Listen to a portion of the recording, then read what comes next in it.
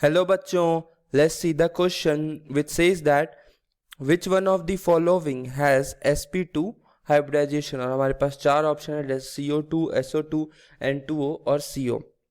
तो इस क्वेश्चन को सॉल्व करने के लिए हमें हाइब्रिडाइजेशन निकालना आना चाहिए, जो कि होता है हाइब्रिडाइजेशन के लिए हम लोग क्या यूज़ करते हैं, लोन पेयर। और हाइब्रिडाइजेशन के लिए हम क्या यूज़ करते हैं, लोन पेयर और सिंगल बॉन्ड, क्योंकि डबल बॉन्ड हाइब्रिडाइजेशन में इन्वॉल्व नहीं होता है। तो हमें सिंपली काउंट कर लें कि कितने सबके पास लोन पेयर और बॉन्ड पेयर का काउंट 3 आएगा।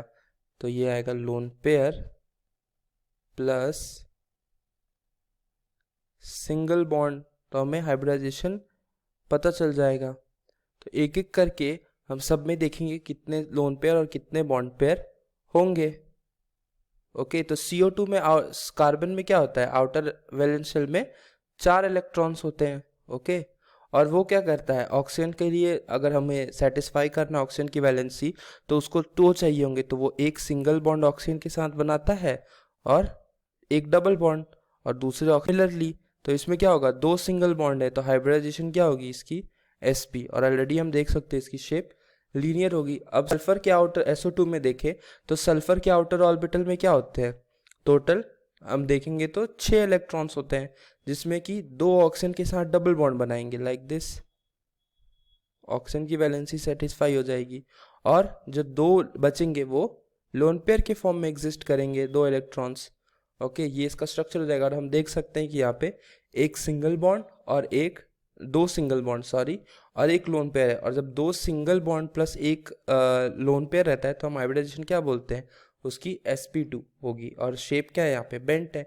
और अगर हम, क्योंकि अब क्वेश्चन में हाइब्रिडाइजेशन sp2 ही पूछा है, तो हमारे पास SO2 की sp2 हाइब्रिडाइजेशन होगी। अगर हम बाकी C और D ऑप्शंस भी देख लें तो NO की स्ट्रक्चर क्या होती है, लीनियर होती है लाइक दिस। इस पे नेगेटिव चार्ज, इस पे पॉजिटिव, तो ये लीनियर स्ट्रक्चर है, तो इसकी हाइब्रिडाइजेशन।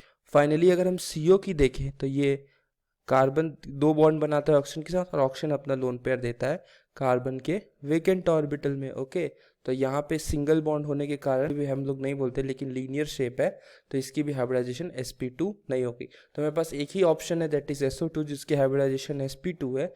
तो अगर हम ऑप्शंस देखें तो B option is the correct answer, that is SO2।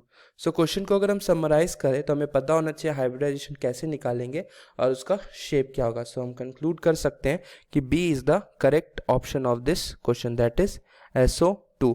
Hope you understood it well and best of luck.